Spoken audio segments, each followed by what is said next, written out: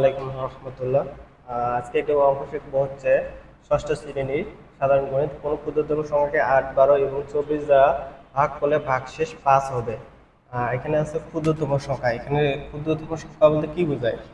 আমরা বেশিরভাগ পরীক্ষায় দেখবো যে ক্ষুদ্রতম সংখ্যা এবং হচ্ছে বৃহত্তম সংখ্যা চাকরি পরীক্ষা থেকে।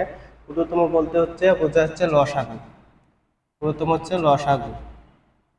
আর বৃহত্তম হলে তখন কি বোঝাবে? গসাগু। বৃহত্তম যদি সংখ্যা চায় তখন হচ্ছে গসাগু। সরাসরি লসাগু গসাগুর অঙ্ক চাকরি পরীক্ষা বা অন্যান্য পরীক্ষায় পাওয়া যায় না। সবসময় দেওয়া থাকে ক্ষুদ্রতম সংখ্যা এবং বৃহত্তম সংখ্যা। ক্ষুদ্রতম সংখ্যা থাকলে আমরা সেই অঙ্কটা কি করবো? লসাগু করবো। তাহলে বুঝতে হবে যে এটা লসাগুর অঙ্ক। যেহেতু এখানে আছে কি আছে, ক্ষুদ্রতম সংখ্যা আছে।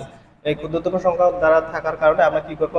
লসাগু করবো। লসাগু হচ্ছে ৮, ১২, ২৪ এবং ১৮ এবং ২৪-এর লসাগু করবো। লসাগু কি করতে হবে?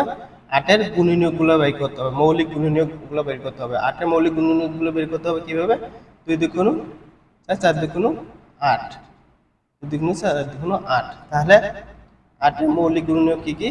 ২ গুণন ২ গুণন ২, ২ দুগুণ ৪ ৪ দুগুণ ৮। এটা হচ্ছে ৮-এর মৌলিক গুণনীয়ক। তারপরে কি আছে? ১২ আছে। ১২-র মৌলিক গুণনীয়কগুলো বের করতে হবে কিভাবে?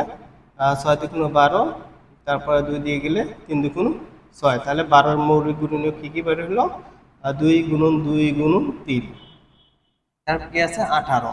১৮-র মৌলিক গুণনীয়ক কি কি?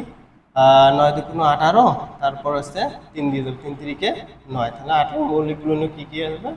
২ গুণন ৩ গুণন ৩। তারপর হচ্ছে ২৪-এর মৌলিক গুণনীয়ক বের করতে হবে।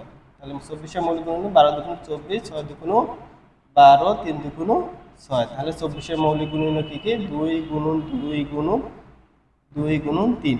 তাহলে এখানে আপনি লসাগু কি পাবো? লসাগু লসাগু লসাগু অথবা কি ক্ষুদ্রতম লসাগু কি পাবো? লসাগুর ক্ষেত্রে আমরা জানি কি সব আইটেমে নিতে হবে। লসাগুর সূত্রটা হচ্ছে কি সব আইটেমে নিতে হবে এবং কি সব থেকে বেশিবার নিতে হবে। সব আইটেম কি কি আছে? এখানে ২ একটা আইটেম আছে, একটা আছে ৩ একটা আইটেম আছে। আর কি বলছে এখানে? সব থেকে বেশি। এখানে ২ আছে ৩ বার, এখানে ২ আছে ২ বার, এখানে ২ আছে ৩ বার, সর্বোচ্চ আছে কয়বার? ৩ বার। তাহলে আমরা ৩ বার ২ নেব। ২ গুণন ২ গুণন ২। আর কি আছে? ৩ আছে। ৩ আছে, এখানে আছে একবার, এখানে আছে ৩ বার, এখানে আছে একবার। আমাদেরকে কি করতে হবে? বেশিবার নিতে হবে। তাই এখানে আছে ২ বার। তাহলে আমরা ২ বারেই গুনি, ৩ গুণন ৩। তাহলে কত হয় লসাগু? ৩ তিরিকে ৯, ৯ দুগুণ ১৮, ১৮ দুগুণ ৩৬, ৩৬ দুগুণ ৭২ হচ্ছে ৭২ হচ্ছে লসাগু। কি হচ্ছে? লসাগু বের করলাম। দ্বারা ভাগ করলে কি থাকবে? ভাগশেষ ৫ থাকবে। তার মানে ভাগশেষ কি হবে? ৫ থাকবে। তাহলে সংখ্যাটি হবে কি? তাহলে সংখ্যাটি হবে ৭২ যোগ হচ্ছে ৫। তাহলে উত্তর হবে ৭৭। হচ্ছে অ্যান্সার। এভাবে সব আর কি চাকরি পরীক্ষায় বা যে কোনো পরীক্ষায় যদি আমাদের ক্ষুদ্রতম সংখ্যা এবং বৃহত্তম সংখ্যা থাকে, তাহলে আমাদের কি করতে হবে? লসাগু গসাগু। তাহলে আমাদের লসাগু গসাগু অঙ্ক করলে অ্যান্সারটা পাওয়া যাবে। ঠিক আছে, আজকে এই পর্যন্ত। আল্লাহ হাফেজ।